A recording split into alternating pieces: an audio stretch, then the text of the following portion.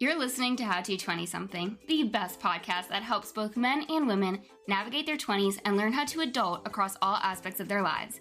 We're going to focus on career, relationships, finances, fitness, nutrition, and all of the common challenges and obstacles a typical 20-something will face in this post-college life.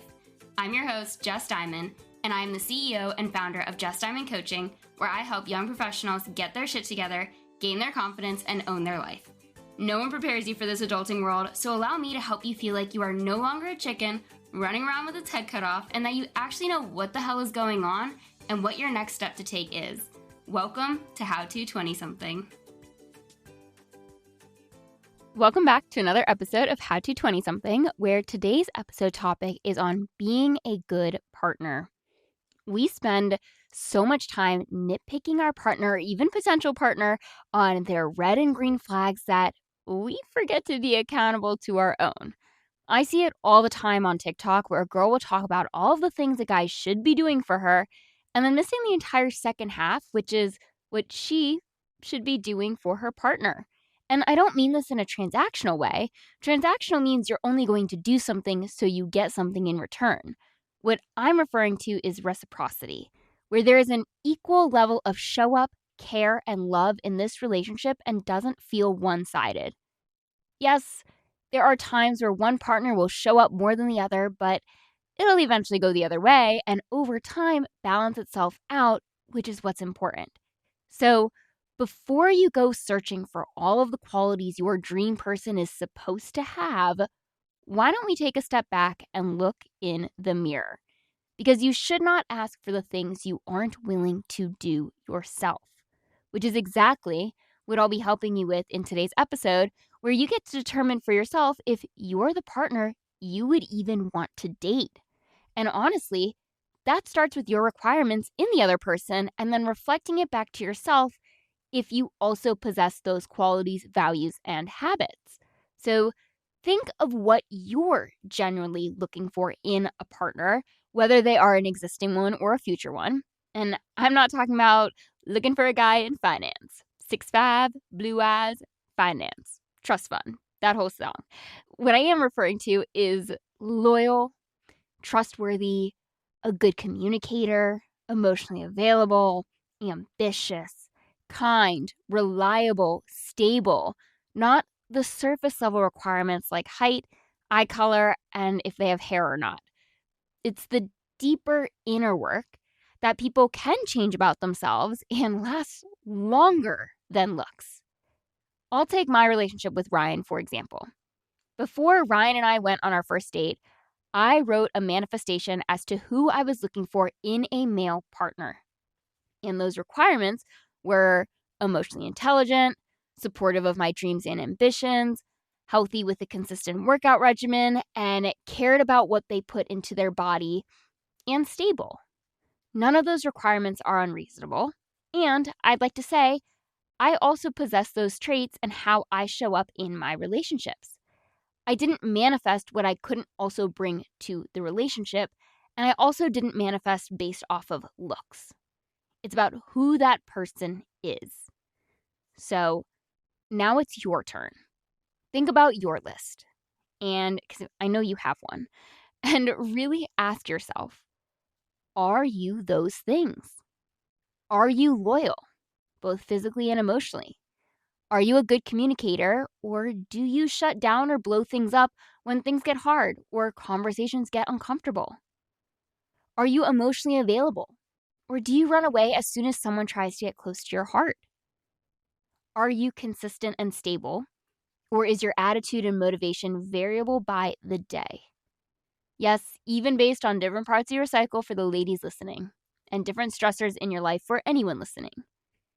Because if you're listening right now and thinking, yeah, I want my future or current partner to be all of those things, and are slowly starting to realize you are not all of those things, then it's time to get to work.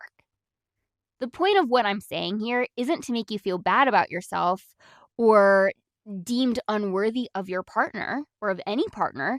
It's to make you more aware of who you are in your relationships and the expectations you are setting along the way. Because you should not be holding your partner to a standard you haven't held yourself to first. Which brings me to your blind spots. This is anything you do not see in yourself that is visible to the people around you, the people close to you. We all have them. It's honestly why I think therapists should talk to best friends, partners, and or family members to get the scope of what else the client needs to work on. Because when you're in therapy, all you're going to bring up is what you see. It's your perspective. And a blind spot is something you can't see, which is why it has the word blind in it. These are going to range. But I will say the biggest one I see, and it's something I've worked really hard in myself, is communication. Demanding good communication in the other person, but then shutting down when it comes time for you to speak up, is something you should definitely work on. Like wanting your partner to voice concerns or things that bother them, but then not having it in you to speak up when it's the other way around. For me, I used to stay silent and become really passive aggressive towards the person that has upset me, thinking I was hiding it well. I wasn't. Or if it's not becoming passive, then you give the silent treatment and expect the other person to figure out what's wrong through telepathy. And don't get me wrong, I get it. Confronting someone around something they've done that has upset you is not an easy task. But you can't expect someone else to be open and receptive if you are not able to be open and receptive. Or you cannot expect someone else to communicate what's bothering them if you are not able to communicate what's bothering you. And it is unreasonable to ask for something that you are unable or unwilling to do for yourself. I'm going to keep saying that in different ways until that message becomes so clear in your mind. Another common blind spot is emotional availability. You want someone to be open with their emotions, be vulnerable, yet you are emotionally closed off. This was me with Ryan for probably the first 4 months of our relationship. I refused to cry in front of him because I was taught through my entire life and different relationships that tears are basically embarrassing and should be done in private. I wanted a guy who was emotionally intelligent and in touch with his emotions and also open to mine, yet here I was hiding all of my emotions besides the happy ones. Fast forward to now, and I could cry in front of him and not hesitate for 1 second about doing so or fight the tears back. I usually just fight the tears back if I don't feel like crying in that moment, but no, I need to. Whereas my ex would always stop me from crying because my tears or being sad would make him uncomfortable. And looking back, I don't think I ever saw him cry. And this is so common to find in your 20s because emotions require vulnerability, and you've probably been hurt in the past while being vulnerable. So you're going to try very hard to prevent that from happening again, or vulnerability is just not a muscle you've built up yet. So you're not used to using it. And so walls get built. And then you're left wondering why your relationships stay surface level. It's kind of like being the strong friend, where you give everyone else space to cry and lean on you for support, but in your head, it absolutely does not go the other way around. So allow me to tell you that you're better off learning how to lean on your people just as you allow them to lean on you. You're not being a burden.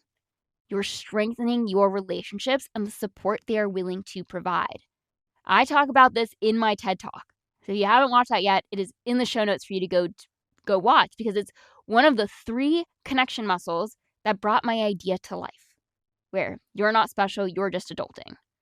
Vulnerability is number 2 because you got to meet the person first. So go watch that. But back to blind spots. There's some other ones, like poor boundaries and people-pleasing tendencies, where you probably know you possess these traits, but in the moment, you are blind to it happening until it affects someone else and they bring it up to you. Or there's demanding someone to be ambitious and a go-getter, but you let life pass you by. There's wanting consistency, but you yourself fluctuate between being hot and cold. Not literally.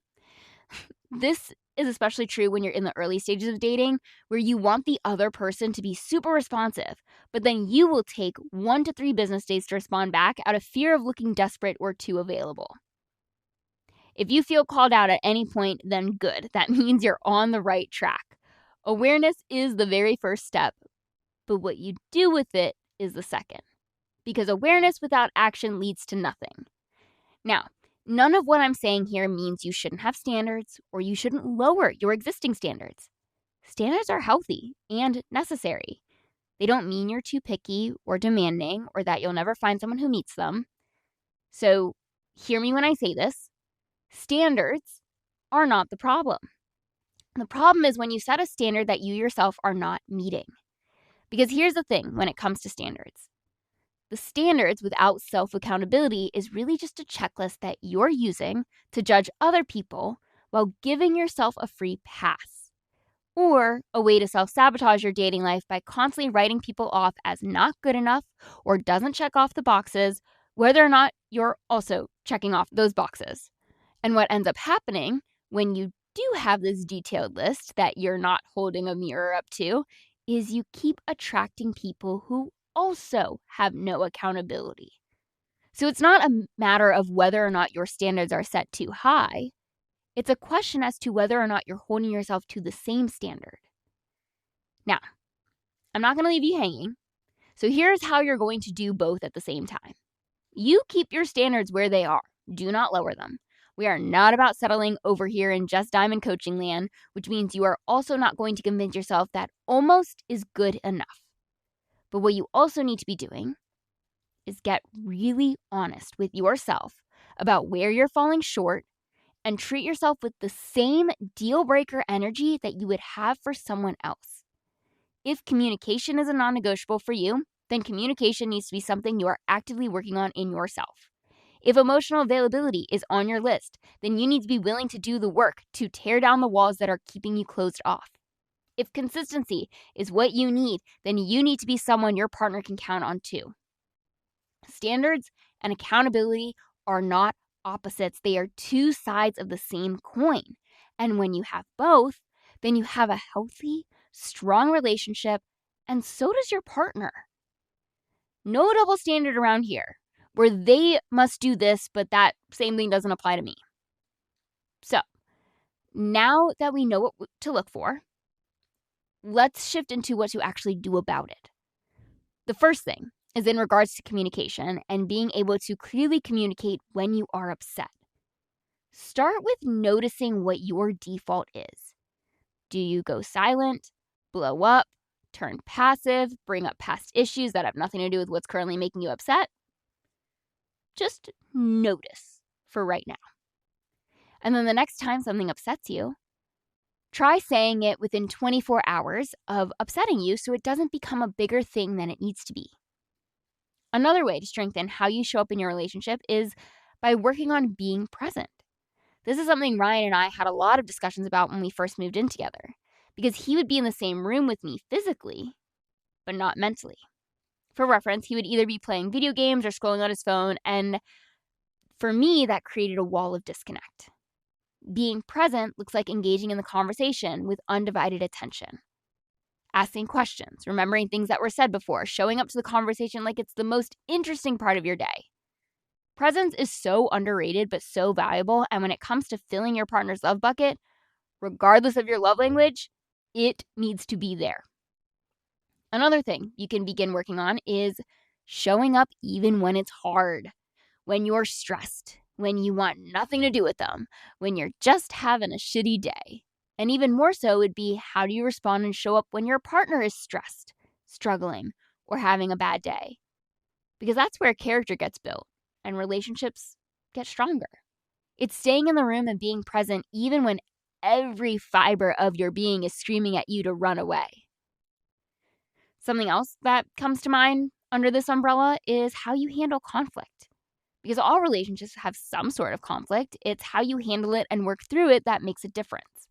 Are you name-calling, yelling, bringing up the past, hurting the other person in any way, shape, or form, rather than talking things out in a calming way until a resolution is met?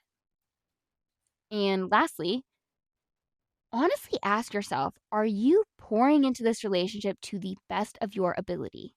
Not 50-50, because life isn't always going to be a fair split. But in the grand scheme of things, it should feel balanced. And if you can't remember the last time you showed appreciation, said thank you, did something thoughtful just because, or made your partner feel seen and loved, then this is your sign to do something that adds to their love bucket. Because At the end of the day, you are who you attract. So if you want to have a great partner, you need to be one first.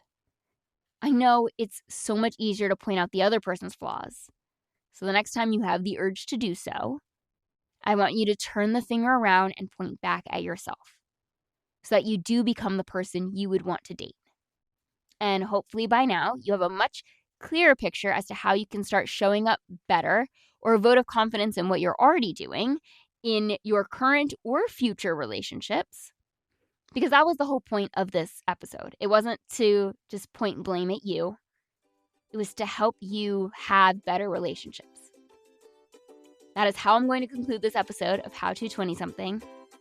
If you liked what you heard, learned something new, or know someone who needs to hold up the mirror in their relationship, then please share this episode. Give it a 5-star rating, post it to your story, send it along to somebody. Just do something to help me reach all the 20-somethings in this world navigating the most confusing decade of their life. And as always, I can't wait to be in your headphones again next week with another brand new episode.